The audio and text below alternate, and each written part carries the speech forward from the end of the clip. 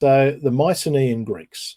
So the Mycenaean civilization existed from roughly around about 1600, pretty much up until the Bronze Age collapse occurs. And it's one of the more famous civilizations, but probably not famous, or a lot of people probably don't know it as the Mycenaeans. So when people think of Mycenaean heroes, like say, or legends like say Agamemnon, the great king who conquered, the king of kings who conquered Troy, they're probably just thinking of him as Greek. But the Mycenaean civilization is distinct from the later Greek civilization that occurred, that does show up later. So similar to Greece, or I guess the more modern version of Greece, or the preceding Greek culture, it did have a lot of city-states. So places like Mycenae, obviously, Tiryns, Pylos are some of the well-known ones. And it's a civilization that mainly sort of rose out of the ashes of the old Minoan civilization, although the Minoan civilization still does exist in Crete at this time, but not to the extent that it had previously. So the Mycenaean city-states were ruled by groups of kings with one main king. So you might sort of look at it in a modern context of it was very much a feudalized system where you had the city-states that would have their own ruler, but they all gave tribute to the main king. Agamemnon, for example, would have been one of those main kings. Kind of like the Roman Empire, where you have all the praetors that are in charge of little regions, and they all report to Caesar, and Caesar's rule is exactly is gospel. That's a pretty good one. That's a good comparison, actually. So I guess if we look at economy, trade is something that I'm going to talk about in all the civilizations we're covering today, because that really is what links and combines all of these different nations. So the Mycenaean economy, it's a fairly complex, well-organized economy, very agricultural. Pottery, I think we've all seen Greek pottery. It's very, very famous. You can't miss it.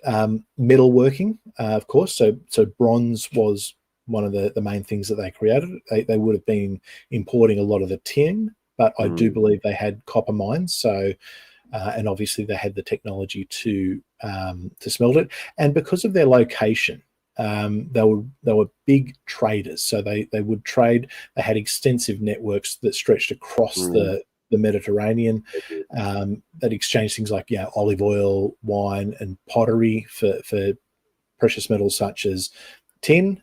Ivory was a big one that they would have gotten out of Egypt as well, and various other sorts of luxury goods.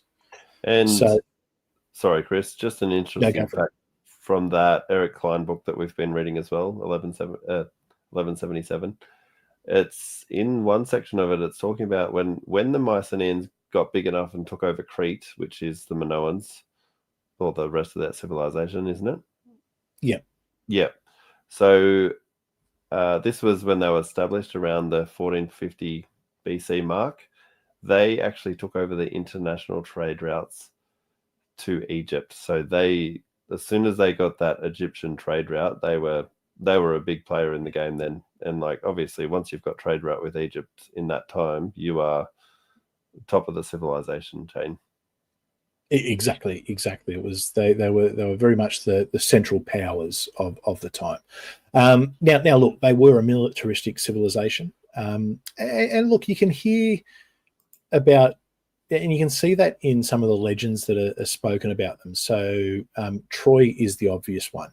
So for a long time, it was thought that Troy was just a thing of myth and legend. It wasn't actually a real place. It was that's how it was looked at until the archaeologist Schliemann, German archaeologist, he was obsessed with it. Now, I call him an archaeologist. He was more of a layman. He nearly wrecked the site.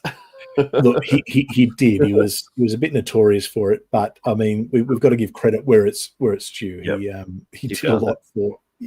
He found it. They all said he was crazy, but you know what? He showed and them. I think he had to borrow money, and it was his last attempt at being like, right, I'll try and find it, and that's when he found it.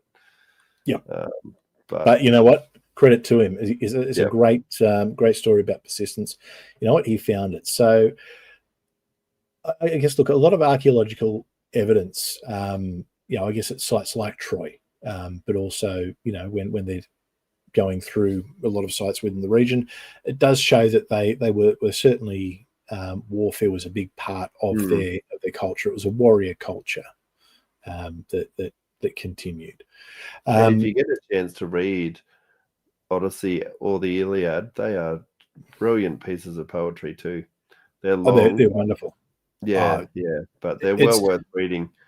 It's something I think everyone should read. I'm trying to convince my kids at the moment to read it. Slowly but surely, we're getting there. Now, the Mycenaeans, they have one of the earliest forms of writing that we've discovered as well, what's called Linear B script. Now, what I'm going to do is I'm just going to see if I can share, because I actually do have an example of Linear B script. Bear with me. I'm just going to try and make the technology work here. So this is an example of Linear B script.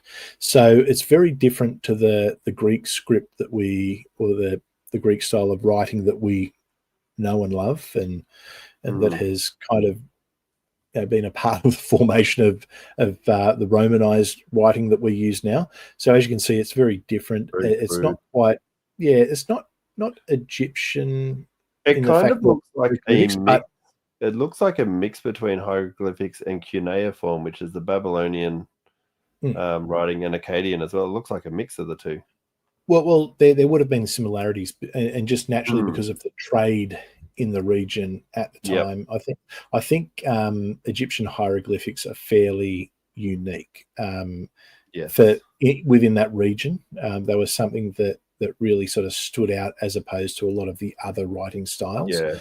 Although when you look at, say, and we could do a whole multiple episodes on how language and writing developed over time, you can look at, like, say, the letter A, for instance. A was originally upside down and was a pictographical image that then got turned on its side, then got turned the way we know now, and then eventually got Romanized into what we see today. So that's it. But it's an interesting, and I believe it was in the 1950s that it was deciphered. Yeah. So, and that was done by a fellow called Michael Ventris. And from that, we were actually able to get a lot of insights into society and life within that region at the time. So, where the Mycenaeans collapse is at the same time, essentially, as the Bronze Age collapse. They're one of the civilizations that we do see sort of disappear within a generation or so.